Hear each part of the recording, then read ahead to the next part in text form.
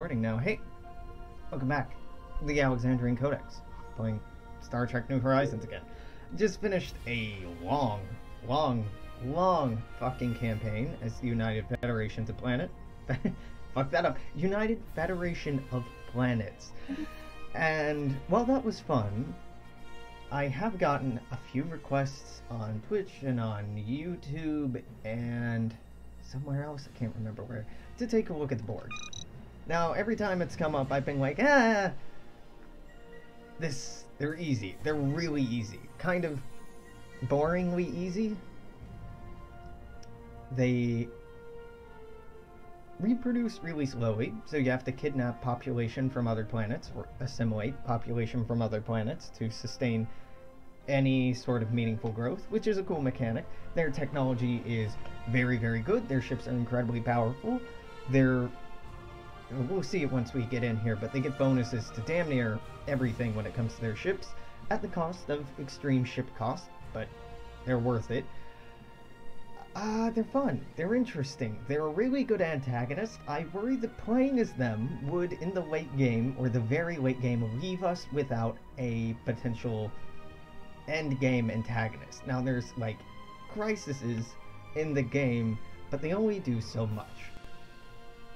So as a compromise, rather than doing a whole 50-something part series on the Borg, which I might do, but I'm just not sold on it yet, I am going to stream today. It's, what, like 7:15 right now, going till midnight, so maybe a 4 or 5 part series on the Borg, take a look at them, get a feel for their flavor, special mechanics, stuff like that. Now, I appreciate with transwarp conduits and some of their mega structures, that's very late game stuff. And in 5 hours, I probably won't be able to take a very good look at that, or a very in-depth look at that, or see it at all, really. Trust me, I know. But I'm still not sure this will be a great time, because even playing as United Earth, and that was a fairly easy campaign, they're rated at average difficulty. The Klingons, Romulans, Cardassians, Dominion are all easy. And I am interested in doing probably smaller series, less than 10 parts, like 1 or 2 days of streaming, of looking at different races or civilizations and their special mechanics.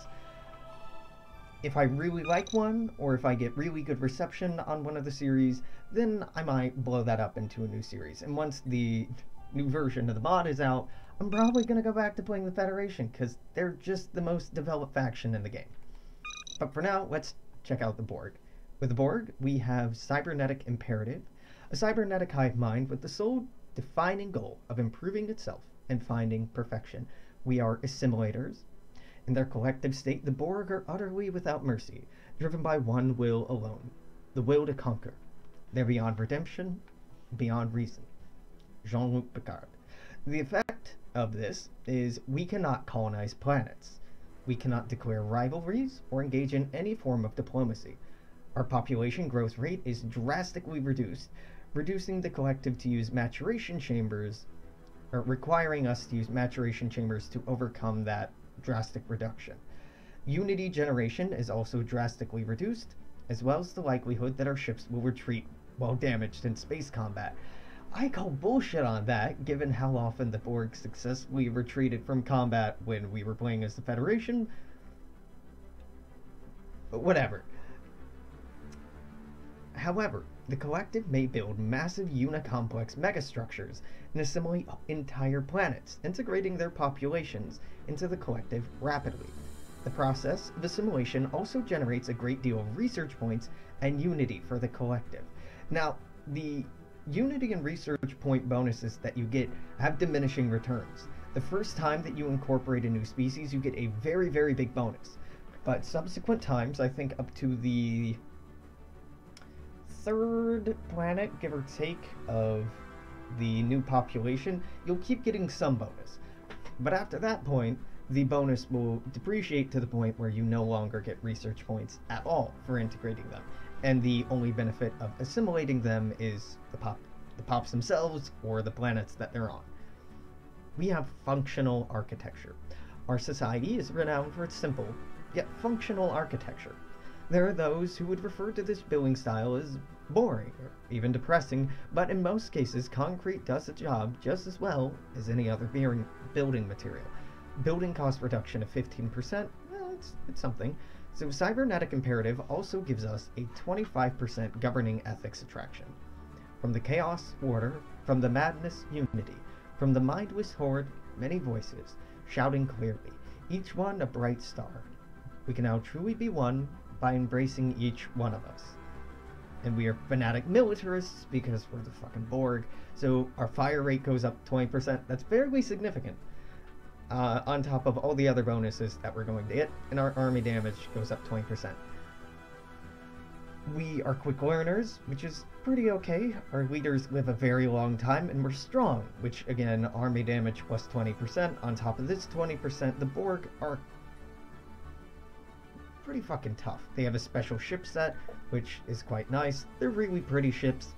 The Borg unique fusion of biology and technology originated hundreds of thousands of years ago. But only in the last millennia has the collective truly started to expand beyond the boundaries of its home system. Once the home world was discarded in order to give birth to the vast unicomplex structures, the collective turned its eyes outward, seeking out fresh new resources and cultures that will enhance their cultural and technological uniqueness and allow them to reach true perfection, Omega. Start out on Unimatrix 1, which here looks like a classically assimilated planet. It is not. Let's just play in the lore-rich galaxy, habitable worlds, primitive civilizations turned all the way down. AI aggressiveness is on high, because that makes them actually do things. When we played before, we played on Captain. Now, I think the case may be that Commodore is equivalent to Stellaris difficulty, is equivalent to the average difficulty before the difficulty slider was introduced, right? I have no idea. So Ensign AI empires receive no bonus modifiers, but have minor cheats such as lower gene modification costs. Non-player empires, such as Amoeba, stuff like that, receive... non-playable empires, like the Amoeba, get a 33% ship weapon damage and 33% hull armor and shield bonus. On Captain, AI empires receive a 15% naval capacity, technology, and unity output, 25% bonus to their engineering, minerals, and food output. Non-playable empires receive a 50% ship weapon damage and 50% hull armor and shield output. On Commodore, 30% bonus to naval capacity, tech, unity, 50% to energy, minerals, and food. NPCs get a 66% ship weapon damage, and yada yada yada, all the way up to Grand Admiral, which gives a 60% naval capacity, 100% energy, mineral, food output, and 100% ship weapon damage, hull, armor, and shield bonus. I hate difficulty ratings that just make them get passive bonuses. I want the bonuses that Galactic Civilizations had associated with its difficulty rating, actually making the AI play better and learn from your past strategies, and based on your build order and your tech order and what kind of ships you were making, they would actively try to counter you, which was very cool. It's a shame that Stellaris' AI apparently hasn't been given that level of attention. Scaling difficulty is different. It's on top of the bonuses, or lack of bonuses, given by difficulty. Scaling difficulty, AI empires will receive 0 bonuses at game start, but by 2400, give or take, they will reach a 50% bonus to naval capacity, technology, unity, energy, minerals, and food. NPCs, again non-playable entities, receive that bonus and scale up, reaching percentage of 50% ship weapon damage, 50% hull armor shield, and give or take 2400. Pretty cool. So the way we had it before, playing on Ensign, The NPCs ended up getting a total bonus of 83% ship weapon damage and 83% hull armor and shield, whereas the other empires, and we started seeing this late in the game, actually started getting their shit together right around when they were getting... We didn't play up to 2400, we were in the 2200s, early 2300s, I think. So right around when they started getting 20 to 30% bonus to their tech, unity, energy, mineral, food, and naval capacity is when the AI actually started acting competent. So I think what I'm going to do is I'm going to keep scaling on, because, again, I don't plan to play this particular campaign super long, but we'll start out on Commodore. Commodore, I've been told, I can't remember if it's on Reddit or where, that it's more or less about the same bonuses as the AI used to get before the difficulty sliders were introduced. And I love that devs used to talk about Stellaris saying, no, the AI get no bonuses, just in the way that they talk about U4, except the AI doesn't cheat, it just gets preferential treatment, if you will. So we'll play on Commodore. You know what? Fuck it. We're playing as the Borg. We're not going to be colonized. We can't colonize worlds, so turning up habitable worlds will just benefit everyone else. More primitive civilizations will be interesting. Let's keep this at 1%. I would say turn this down all the way, but crazy shit happens if you do that. So yeah, this looks okay. I played as the Borg on my own, on harder difficulties than this on Grand Admiral. I hate Grand Admiral. Like, it's a constant uphill fight. It doesn't feel like... My favorite part, it doesn't feel like a real competition between equally powered nations. It feels like one human being with a gun fighting a lobotomized person with a Gatling gun. The lobotomized person has a lot going for them, but the lobotomized AI in this case can be outsmarted and outthought really easily, so even a little pea shooter is enough to take it out despite the massive bonuses it gets. So even if it is scary, being able to think is a huge advantage over it. Perfection is within our grasp. Our numbers swell and more voices are added to the chorus, each one in harmony with all others. We have left behind discord, pain, and hardship. And as we spread across the stars, we bring peace and everlasting serenity to all. There are those that struggle, narrow-minded, against our glory, yet even those that resist, futilely, eventually see the wisdom of our great shared vision, an eternal galactic collective, in harmony within and without, basking in the light of Omega. This is the task we all share. The Borg are the ultimate user. They're unlike any threat your Federation has ever faced. Cute. So we're assimilated. Consumer good cost. Mine is 100%. Pretty cool. We have plus 50% habitability to anywhere that's not a Unimatrix system. On Borg planets and Unimatrix systems, we have 100% habitability. We are not affected by happiness. For whatever reason, we have Alpine preference on top of assimilated. I think this is just because we have to have a preference. Weird that we couldn't introduce assimilated on top of that, but whatever. I'm sure the devs ran into some trouble with the Alpine preference assimilated thing. So actually, on Alpine planets, we have 100%. No, we have 80% habitability, which is more than just about anything else. But continental, we have like 100% on damn near everything, is the way it maths out. Yeah. So go ahead and begin. We start out with Unicomplex 01 Hub, Unicomplex 01 Alpha. So as we saw at the end of our last campaign, there are also Unicomplex expansion locations. In totality, I think there are 5 total Unicomplexes you can build and center around deep space.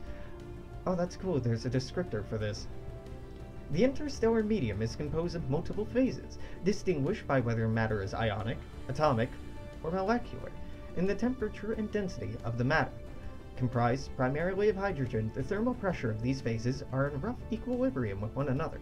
Magnetic fields and turbulent motions also provide pressure in the interstellar medium and are typically more important dynamically than thermal pressure is. So, the Unicomplex 01 hub is our capital world. Main Unicomplex gives it 1 planet sensor range, which is great. This starts out fully decked out with lots of pops, and the Borg AI tends to build properly. I'm going back over this as I say that just to ensure that this was built properly. There's a few things while we're paused to take notice of here. You see any Unity structures here? No, you don't. And we don't even have a maturation chamber here. We're overproducing on food by 8 here, and this is at the beginning of the game, so I have no qualms in taking one of these and cutting it immediately. We can get a maturation chamber, which we will need one of these on each Unicomplex. It will boost our population growth speed by 75%. Now, none of these Borg on Unicomplex 01 hub are going anywhere. We're a collective. So our policies for resettlement, we can forcibly move population around. They can't move on their own. So I could build that here. I could also instead build a queen chamber. Now this is a unique building that will give us Unity output immediately. Note, and this is very important, our Unity output starts at 0.56. Even though we're getting, what, 1 from, no, we're not getting this. What are we getting that from? From effects? Produced? Yeah, we're getting trash. So starting out with the queen chamber is pretty nice. Unity, I believe we have unique traditions. We have assimilation. Resilience, I think, is old. Versatility. Hold on. Yeah, this is unique. This is unique. This is unique. This is unique. Are all of these unique? Huh, how about that? Okay, well, this might actually warrant a full playthrough. Just because each of these have unique effects. Unicomplex 01 has a bunch of these expansion locations. Now, we currently do not have the technology to clear these tiles. When you build a new complex, it costs 5,000 minerals, which is pretty substantial, 40 influence, which is... Oh, nanites! Oh, cute, they're called nanites here. Oh, they're renamed! That's really cute. Bionutrients, nanites, and Unity. Okay, so 40 nanites. These are all called the same thing, right? Oh, that's really cute that I didn't realize you could rename these based on what Civ you were playing. That's really cool. All of these, I believe, are correct. Right, yeah, these are all looking correct. This one, however, starts out with a maturation chamber. Our food output here is already 4 in excess of what we have. I'm going to lay in just the correct building so we don't have to look at this for a while. Now again, before we unpause, clear auto-generated designs. I hate how that works. We start out with the probe class. Nothing too fancy, but this is what they look like in the show. We have probe exterior, which starts out with a... what is this? Oh god, I forget what this is called, the red one. Tactical? No. A heavy beam and a light torpedo? Is this a light torpedo or a heavy torpedo? Regardless, the probes start out with very, very heavy weapons in comparison to what other civilizations start out with. Our cutting beam has an average damage of 11.63, and look at the special effect on here. 50% of that damage penetrates shields. 75% bonus damage to armor. These are incredible. We also get bonuses on our torpedoes. They don't do a crazy amount of damage yet, but this is literally the first thing we start out with. 50% shield penetration, reduced damage to shields as most torpedoes get, but 50% armor and hull damage. Ridiculously good. Probe interior is an unremarkable destroyer corvette type. We start out with living armor, which gives fucking 400 armor. and adaptive force fields, which I think give the normal amount of HP. No, wait. Yeah, so 400 armor is better than armor plating. It's a little bit more expensive, but it's just better. We, generally speaking, do not get shields, or our shields are terrible. I can't remember which, but generally the Borg I've seen only go out with armor, no shields. Tactical, we can throw in an EPS conduit. We're currently using a nuclear reactor, so why not? We have obscene amounts of power because we start out with a transwarp conduit. It doesn't go quite that fast, but it goes...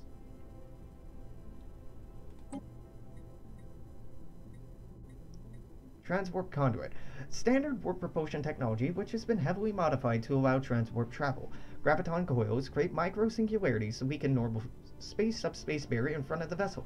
Reposition warp coils create a more dense subspace bubble than normal, forcing the vessel through the weakened region of space into transwarp space. Ah, what is transwarp factor? They move faster, but I can't remember how much faster. It's noteworthy, but not crazy significant. We get interlink node, which increases our tracking.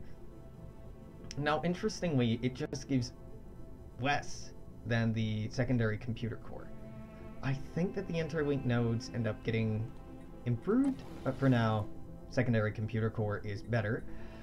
And we are currently using an alcove bay. Alcove bay is a very early thing that gives you daily hull and armor regeneration on par with incredibly good tech later on in the game. Living armor, let's read the description. Read the description for all these. Cutting beam. A precise laser cutting beam built from the various laser cutter components that the collective have assimilated. The huge amount of energy available on board a Borg vessel gives the laser more power than most species would expect. Yeah, way more power. Like magnetometric charges. 22 isoton, a shaped charge capable of automatically acquiring a metallic target under conditions where sensors are ineffective. Living armor, additional layers of living metal hull plating positioned under the primary hull. While these layers are no more durable than the primary layer, they prevent weapons from penetrating as far into the vessel as they otherwise would. EPS conduit, these are not unique. Alcove bay. Cortical processing subunits produce too much information for a drone to assimilate while active, so it must be uploaded while the drone regenerates. These alcoves have been enhanced with uplinks to local cortical processing subunits to facilitate this, improving each drone's operational efficiency. Transwarp conduits we've taken a look at. We have interleaved computational array, which is actually, again, it's worse. This is worse than the spintronic computer to start out with. Interesting. Why? Same power usage, same cost. Nope, going with the spintronic computer then. This was... Look at the cost difference. Basic warp engine, 25 minerals. Transwarp conduit, 80 minerals. But it's worth it. I believe we'll go with charger. This is a small ship after all. Now, we have deflector fields, but this still gives armor points rather than shields. The adaptive deflector field is projected over the entire vessel, which constantly remodulates itself to optimal conditions. We have an omnidirectional impulse engine. A network of micro-impulse exhaust thrusters cover the entire hull of a vessel, allowing movement in any direction without having to turn, and an almost absolute control of inertia. The decentralized plasma generator node network means exhaust plasma is equally available for every exhaust. Now, chance to evade plus 10. That's crazy. Sublight speed minus 30. Okay, or we can go with Type 4 microfusion thrusters, which again are starting tech, a 24 bonus to evade, and no sublight speed reduction. So obviously to start out with, we're gonna go with this. We can go for a Type 4 titanium hull, which does nothing, or a Type 4 living magnetic hull. This vessel's hull is constantly maintained by an armada of nanoprobes.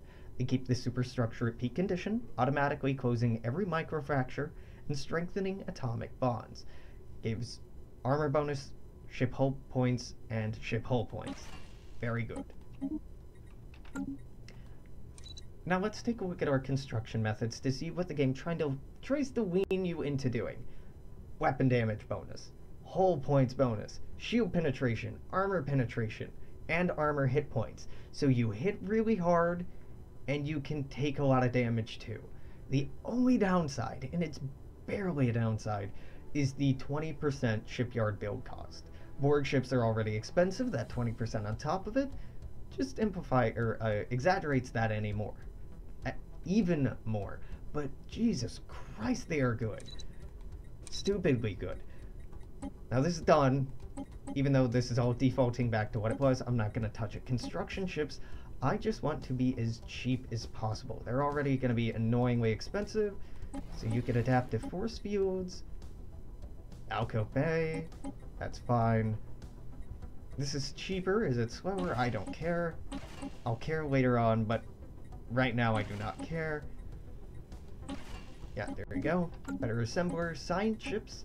We can have interlinked nodes on these as well, which is really interesting. No, additional labs. Alcove bays are the cheapest.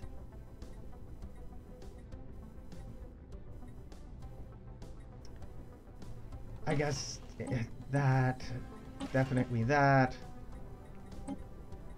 Yeah, the sublight speed reduction is just horrifying on the survey vessels. Nice little dodecahedron. How many sides is this? Many. It's not a dodecahedron. And I don't give a fuck about satellites because we don't build these. You start out with 3 ships. Nothing too crazy. Fleet power, even with 3 ships, is 300. Nothing super noteworthy. Now I know from past experience, if we go south, we're going to hit the Hirogen. If we go north, we are going to hit the Krenum. Right? The Krenum Imperium up here. The Krenum tend to be a really good, easy first target, but the Hirogen are probably even easier. Here's the main difference. Hirogen can't colonize planets, but the folks up north can. I'm, for now, going to mostly ignore it, just build outposts where it seems worth it, try to keep our technology much better than everyone around us, build up the structures we have, slowly build our technology, and feel almighty and self-righteous. But once we start running up against one of them, I'll get a little aggro. I'm not gonna go out of my way, though. So, oh yeah, this is something else to take a look at. I know there's a lot, we still have it on pause. So our leaders, it's assigned 7 of 9 here. Our leaders all have the assimilated trait. But our traits are also unique. Adaptive analysis gives you anomaly discovery chance plus 10%, but fail risk plus 10%. Though that fail risk isn't really a thing anymore because you can't fail at anomalies anymore, but whatever. This will probably be updated. What is so dark over? Oh, there. That's what was so dark over here. It's my mic stand. Get out of here. Get out of here, you scamp.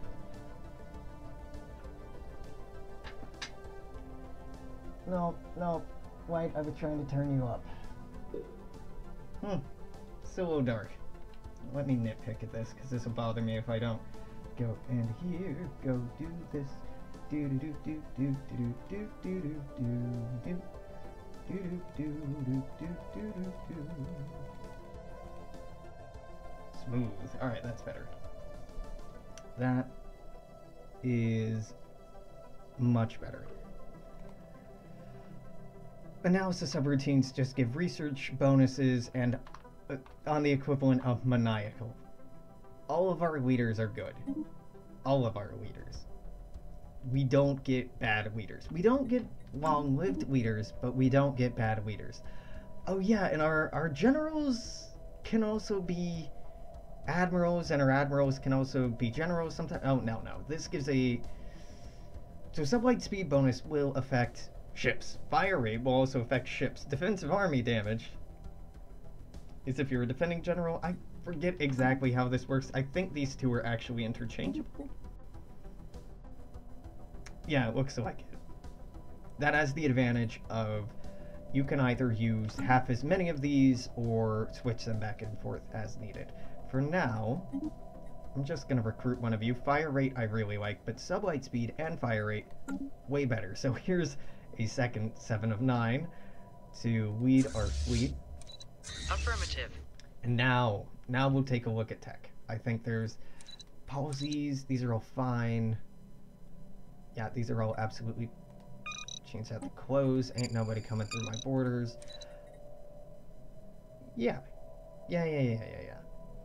Let's take a look at tech. Now the Borg, in addition to having unique traditions, have unique technologies. Some of them will recognize inertial electrostatic containment, aren't, but the vast majority are unique techs. Maturation Chamber 2, for example, etc., etc. Yeah, the agility of the cone. The simple but effective conical design of a cone is ideal for a rapid scout ship-shaped vessel. Its hardened outer shell can be outfitted with multi-specialist systems that can be easily rotated into place, so it might not be immediately evident. But the the vessels, the probes, are destroyers. The cones are actually your corvettes. So I'll go ahead and research these because I'd like to have it, but they'll be squishier than our probes. Food output, I don't care about. Space superiority, I don't care about. Accelerated growth. By ensuring perfect conditions and enhancing chemicals, we can accelerate the growth of young drones. An additional 100% bonus, or maybe up to 100%. Neuroelectric force fields give very good bonuses to different types of ships. Yep, interlinked computational array might be nice. Better power cores we don't need right now, but this will lead to better technology. Let's go with neuroelectric field generators. Most species lack detailed knowledge of how their brains work. But we are Borg. We've not only extensively studied the brains of countless species, we've brought them closer to perfection. They can be enhanced further by linking their own functions, forming a neural electric field. Healthy drones will help injured drones by superimposing the correct functioning of damaged parts onto them. Now, at long last, after half an hour, I'll unpause. Allow me to introduce myself. I am Q. Yeah. We appreciate the offer. You appear to be playing as Borg. There is a Borg UI, but I don't play with any of the UI submods because I'll forget to turn them on and off, honestly. This can upgrade, and I definitely want it upgraded. It's more or less exactly the strength it was before. I think that went up by like 40, but more or less the same. So early on, and really, the amount of starting minerals and energy we start out with are pretty obscene. And our income is pretty nuts too. So the Borg on higher difficulty, you can see why even on lower difficulty with the starting output like this, why they will completely overrun people surrounding them. Just completely and utterly wipe out neighboring civilizations. I understand how dilithium works. Now, we could just try to save all of our minerals up to just hunker down here and expand. But I would much rather get our survey on. We're in a very unique position that I can just pop out 4 more science ships immediately at the beginning of the game. So that's done. Sustained cutting beam, no, I'm gonna go for physics lab 2. Truly delving into the mysteries of the fundamental forces and subatomic particles help increase our science output, which is substantial already. Absolutely substantial already. But doubling down on that would be quite nice. Alright, 2 more science ships are done. Give me another scientist. Anomaly, fail risk. Discovery chance, 16 to 20. I want you to go here, then here, then here. You. Anomaly failures. Okay, who's the youngest? 7 of 7. Affirmative. You will go here, and then here, and then here. Our leaders, if I'm not mistaken, are more expensive, right? 200? Maybe that is the starting cost. Is it 100, 200? Doesn't matter. Yeah, every new species adds to the collective. Oh, the flavor text for this is unique. The galaxy houses thousands of biological species, each with their own qualities which can add to the collective's perfection. The cataloging of life forms we encounter is automatic, but there's value in purposefully seeking out life-bearing planets in order to achieve perfection sooner.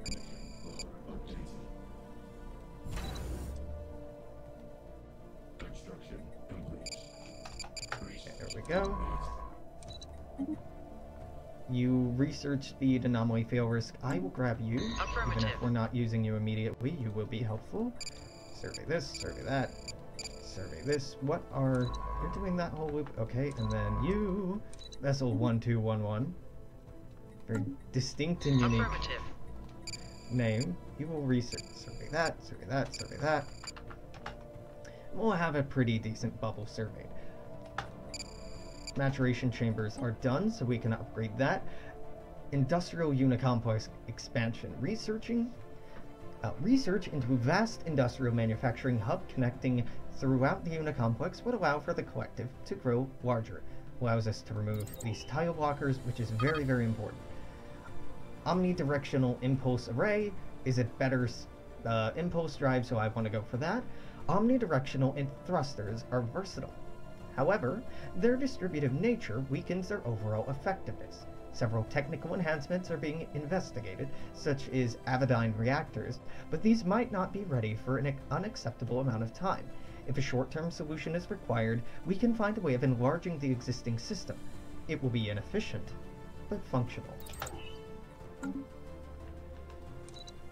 Go ahead, upgrade this maturation chamber. These start out with a bonus of, okay, 75% to population growth speed. This will boost it up by another 25%. It's not an amazing number, but it is a significant difference. I believe our modules on our star bases are identical. Yeah. Give me more shipyards. Physics Lab 2 is done. Fantastic. Let's go for Hive Slaved Plexus.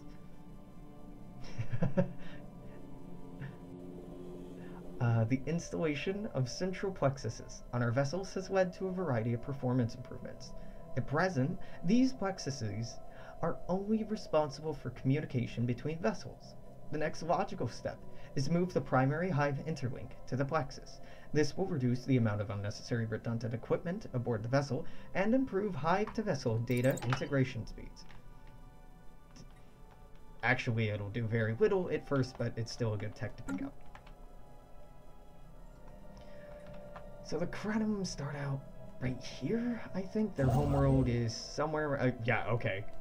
This still works. So if you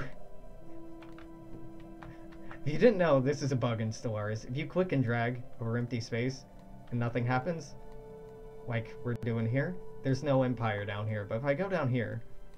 No? Come on, Hirogen, you're in here somewhere. It just works some of the time, done.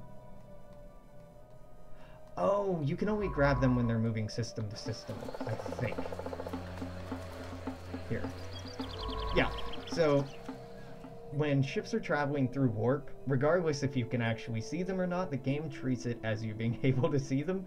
So this is a great way, if you are cheating, to go like, oh hey, so there's someone over here, and someone over here. Especially if you're playing in multiplayer and you don't know where other players are, clicking and dragging like this is a really good way, once you clear out your ships, to take a, well, make sure not to click on your ships, is a great way to take a survey of who else is out here and where the fuck they are. You can't really see much about them, but you can also investigate them immediately. It's an awkward bug. So immediately we found primitives here. Now, I think that we can just go assimilate these immediately. And this might be the reason that I turned on more primitive civilizations. Is that 2? Here. Initial scans of Omega-3 indicate an unexpected difference to its parent planet. So I'm making some assault armies. We're gonna go bring the collective to those poor, backward peoples. I like escape pods. So let's go for escape pods. Nuclear electronics is a subfield of electronics that deals with faster and more accurate circuitry required for nuclear physics and elementary particle physics. These will be done immediately. Biolab 2, Engineering Lab 2. Great. Now, I'm fairly sure we can't upgrade these until... No, they start out fully upgraded. These start out with... What? The Borg start out with level 2. Is this really... None of these are science. None of these are science. None of these are science. None... Holy shit. Our science output is horrible. Our home planet just makes, like, obscene amounts of energy and minerals. Huh. Okay, normally it's more mixed like this. But yes, to answer my question, they do start out with, level 2. Even though you don't start out with the technology to make it.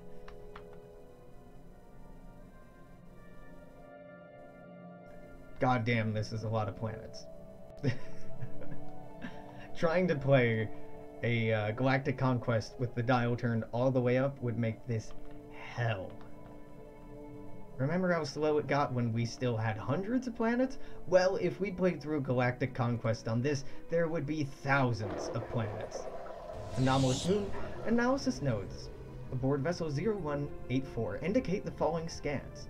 Omega-3A demonstrates abnormally severe ionic disturbances capable of mildly degrading Borg cortical implants. Additional studies have been calculated to be of higher value than any potential drone losses. A lot of Borg survey missions are just flavored like that. You can encounter the same survey missions you might encounter with other species, but they'll be flavored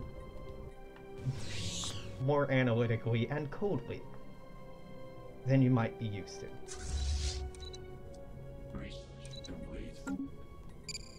Fantastic, escape pods are done. Transwarp Conduit 2. Our initial crude attempts at harnessing transwarp space have surpassed even the most advanced warp drive available. We understand now that entering and traveling through transwarp space has little in common with normal space. Enough data has been collected to facilitate the development of a transwarp coil, which will perform a refined version of the procedure used by the modified warp drive. It go faster. It make more good.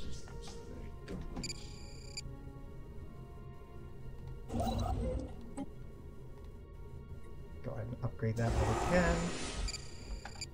I do not need to learn how surveyors work. This is not my first rodeo. How many armies do you have? Steam age, you have 4 population. You'll probably have 4 armies. I'm just gonna go ahead and... Oh, it needs to be inside of our own borders. Is this one jump? Alright, well... Give me another army to be sure. Gonna construct an outpost here. And then here, and we're going straight for these primitives so we can demonstrate how integrating new civilizations works. Yeah, the transwarp conduits are real fucking fast. There's little about playing the Borg that is balanced or fair.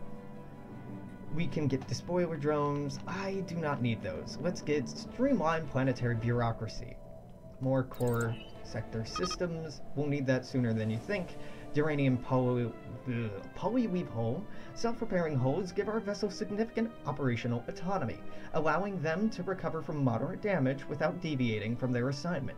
The next logical step is to improve the material composition of the hull, enhancing its durability. I lost my place. Duranium fits the availability and toughness profile. However, a way needs to be found to allow it to repair nanoprobes to easily manipulate it. Alright, you enter orbit here. Give me another assembler class vessel.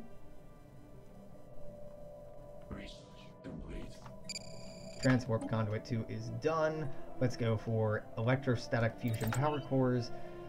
Better power, we probably won't need this for quite some time, but I like power techs pretty early on, because I like building evasion. Though is the Borg, if given a choice, I'm going to build armor before I build dodge or evade, just because we have such significant bonuses to it. Initial scans of Slocum 3A indicate unexpected differences to its parent planet. Seeing some similarities here?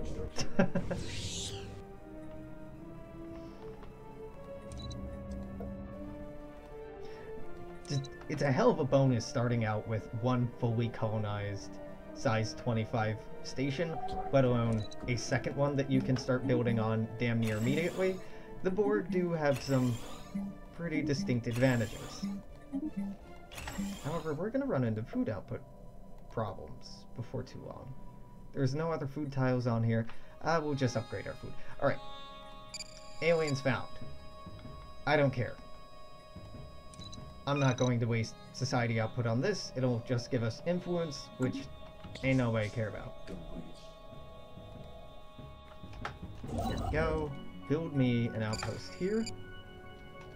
What was that last one? Oh, enter orbit. We'll get some decent science output. Actually, pretty good science output from the Hinari system. Hinari system.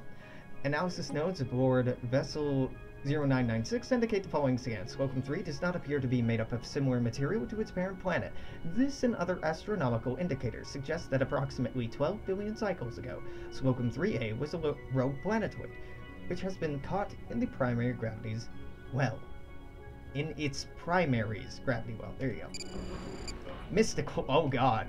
This is real early to be getting this. Yeah, alright. Let's just move this over here. Knock yourself out. Okay, this will take years to research. Our survey has uncovered something that we can only describe by the science team as mystical. We would need to investigate the phenomenon in more detail to unshroud this mystery. It will take years for us to do it, which is good, because researching that is going to spawn some very angry amoeba at us, and I would rather not deal with that right now. Electrostatic fusion core done. Let's go for initial dampers. So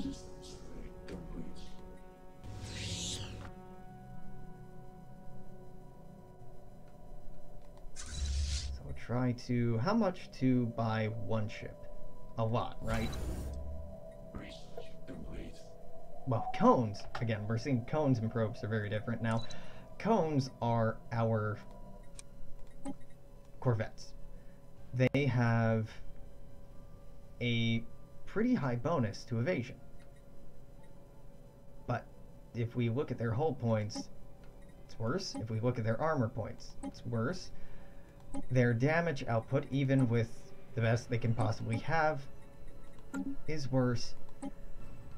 They're okay, they're just not very good. Scout interior is what makes these really bad. They don't have access to any special systems at all, really. Just problematic. These are still better. I'm still going to outfit this as if I am going to use it, even though I'm not. Ooh, these new computational arrays are significantly better than what we were using before.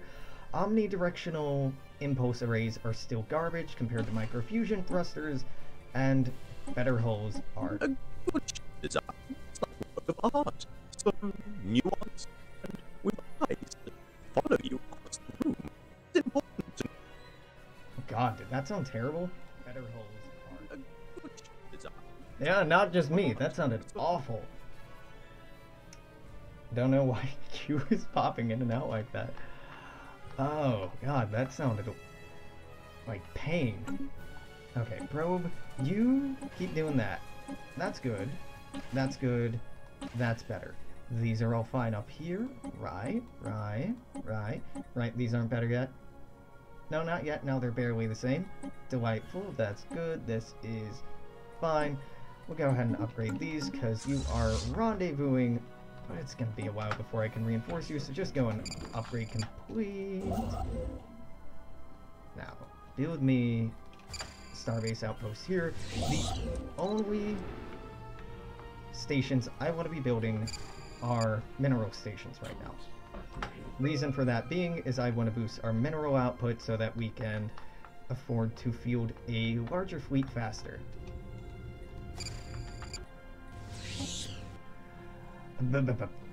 Javanite. Happiness doesn't do anything for us, so this is garbage. Let's go for Observing the Dark, even though that doesn't do very much for us.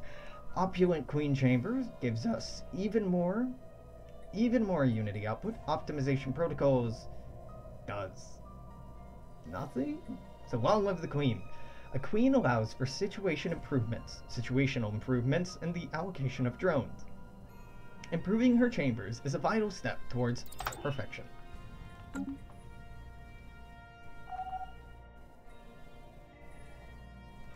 Inactive buildings, yeah, that's to be expected.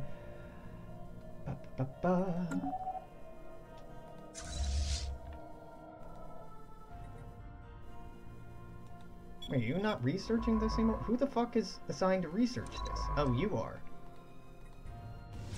Oh god. Okay, you're going here to research this, and then you're... Alright, that is a whole mess. I have regrets. Build me a station there. Inertial dampers, cool. Better EPS manifolds, tempting, but let's go for a better sustained cutting beam. Initial attempts at creating a laser-based cutting weapon has been moderately successful. To maintain efficiency, the cutting beam operates for a short period before regenerating. A sustained cutting beam can be created by reducing frequency of emitter regeneration, adding additional emitters per node, and developing a new coolant suited for longer-term operation. It make better laser. This is now in our...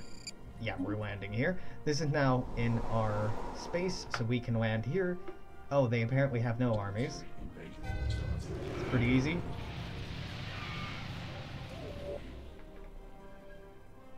So, we have invaded. It's occupied by the Borg, and here shortly we'll begin to see some changes to the Renzali. We've met the Krenim. Fantastic. The Krenim Imperium are, yeah, right up here. They have Krenim, Kobali, Anthara, Kendrin, Hegemonic Imperialists. They are going to be our first... Ooh, wow, their borders are a lot closer than I thought. They're going to be our first people we indoctrinate, or assimilate. The one obstacle we have to hit before we're ready to take them out is we need our fleet power to be about 3k strong, so that we can take out star bases as well as their ships. No, I just clicked out of that. Well, whatever. We can declare on them, we can make claims on them, but there's no point to making claims because we can just annex everything. Not going to immediately though, so transport fleets are done here.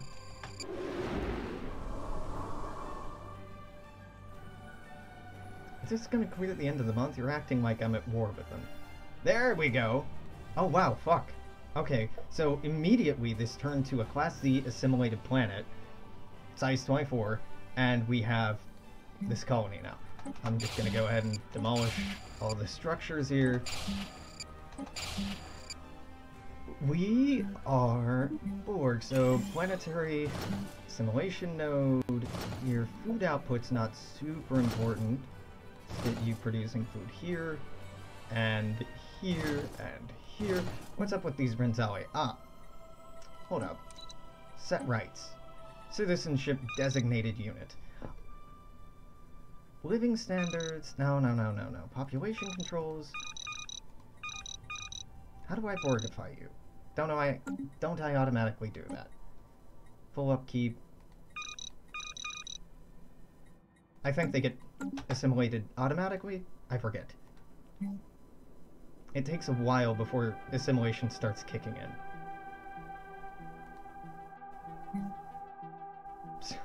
So we're seeing their pops just disappear one by one. This is normal. There we go. So the collective have assimilated individuals from the Renzali species for the first time. Their biological distinctiveness has been added to our own. This will give us a unity bonus of 1,000. Keep in mind, we're at 56 right now. This is 1,000, just out of nowhere. Our monthly physics, society, and engineering output are all less than 20, but this just gives us 500 all at once. So, as the Borg, if you want to expand quickly and consistently and efficiently, you go out and you fucking assimilate. You turn on primitive civilizations and you fucking assimilate them, because it's free real estate, if you will pardon my memeing. Now, assimilation lets us make more unicomplexes. It's very cool. Resilience lets us have more core sector systems, bigger fleet command limit, damage against undying invasion fleets, army damage, starbase capacity increased, admiral level cap. All of these will increase our fire rate. This will get us more core sectors, but mostly this just lets you build megastructures, which are cool and one of our main appeals. This will increase our monthly unity by 15%, taking it. So this is very, very tempting. As the first thing, if you're doing a long campaign, adaptability might be the way to go. Versatility increases drone growth speed by 10%. Reduces food needed for every pop, that's pretty good as well. Unity increased by strategic resource, that's quite good. So adaptability, versatility are both pretty good to pick up early. You give no unity bonuses, but you look like you're just good economy refining. This is research, I'm assuming. Yeah, research alternatives +1. That's quite good, actually. Anomaly fail, survey speed 50%. The experience of whenever a leader drone gains a rank, all other drones gain 100 experience. Holy fuck!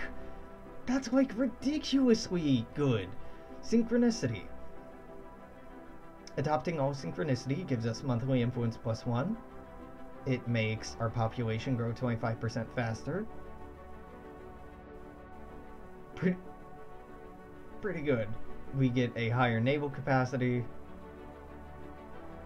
I don't believe that we have any unique ascension perks. We do not. That's quite alright. I'm gonna go for adaptability, just because unity output and unity output. I don't know if we're going to do a long campaign as the Borg, but if we are, that's what I want. That first only cost us 1, so we got adaptability. Now, clear blocker cost reduced by 25%, kind of a moot point right now, but still nice. Meeting of the Minds boost our output even more. Unity bonus from assimilating enemy populations and planets is now doubled, so this is a really good thing to grab immediately. Defense of our collective, hit points increased by 33% for all stations. That's incredible. Resettlement cost reduced by 25%. Now, normally I would kind of go, meh, that's garbage. But Genneth is size 24, so I'm going to keep it. When I'm playing the Borg and I assimilate a planet smaller than size 20, I normally take all the population and force them to move somewhere else, because I don't like the inflation to tech and other stuff in Unity caused by taking too many planets. Yeah, assimilation is basically your main form of Unity income. Yeah, so let's get this. And now in 206 months, even with that increased Unity bonus, we'll get our next one. So it won't be until we assimilate another species that we'll get our next bonus. But for now, we have Dorado, and none of you have been assimilated yet.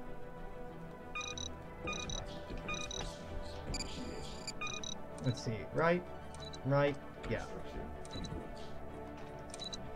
No, here we go. We have one that has been assimilated. And that one is right here. So, once assimilated, populations will get the assimilated trait, which will give it the consumer good cost reduction, growth time penalty, etc., etc., etc. And that's really about all that happens. Oh, we have more traditions available. How? Oh, by assimilating one. So it has diminishing returns, like I talked about. Resettlement cost, defense army damage increase. Sure, yeah, let's go for that. At least I'm assuming that's what happened there. I'm not 100%. Right now I want to be saving up so we can take on this anomaly once it dies. Or once it clears, not dies. Finding more primitives would be fucking delightful. And there's our last tradition. Assimilating a new population. Now, we're getting this bonus every time we assimilate one of them. So far, we have assimilated 2. And so we're growing 2 more. For some odd reason. Pretty fucking good. This isn't going to happen every time we assimilate a population. It's diminishing returns. After a certain number, it'll get down to giving us 0 tech bonus. How much do we have stored? 800? Oh my god. And less unity. But at first, it's really, really, really fucking good. So we can get our first ascension slot right now. Could get World Shaper? Nah. Actually, maybe, but no. This is garbage, is the Borg. Free Enterprise is probably my favorite thing in the game, just because of the quality of life it saves, but no. Grasp the Void, maybe. Defense platforms, nah. Starbase expansion, nah. Research speed, probably. Unity output plus 15%. I don't think I'm going for it. Unity output is generally pretty good, but we don't need it. So I'm gonna go for technological ascendancy, make our already superior tech gain even faster. So we have better cutting beams, great. Let's get Starbase influence cost. No, I'm not building a lot of those right now. Multi-regenerative, it'll save me stuff in the long run. Let's go for that. The spoiler drones, yeah. The eye of a tactical drone is replaced with a multi-spectral sensor and enhanced by a neural link targeting computer, increasing combat efficiency by 30%. And for you, let's get better magnetometric charges. It has been decided to improve our tactical options by developing a new weapon, a torpedo-style variable yield explosive charge. A suitable explosive was assimilated from species 658, propulsion systems from species 337. Records indicate that 89% of species encountered use a metallic substance in their vessel's hull. This will be exploited for the guidance mechanism. I'm surprised that 11% have non-metallic substances in their hulls. That's incredible. All the same, it's been about an hour. We Borg now, boys. So I'm gonna keep streaming for quite some time, but if you're watching this on YouTube, this is going to be it of this new series for today. Let me know if you want me to keep going. Like I said, for now it's probably just going to be a 4 or 5 part series as I check out the Borg.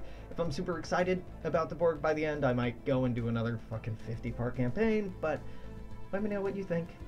Stop by again tomorrow, make sure to comment, share, like, subscribe, etc, etc, etc. See you later. Bye-bye.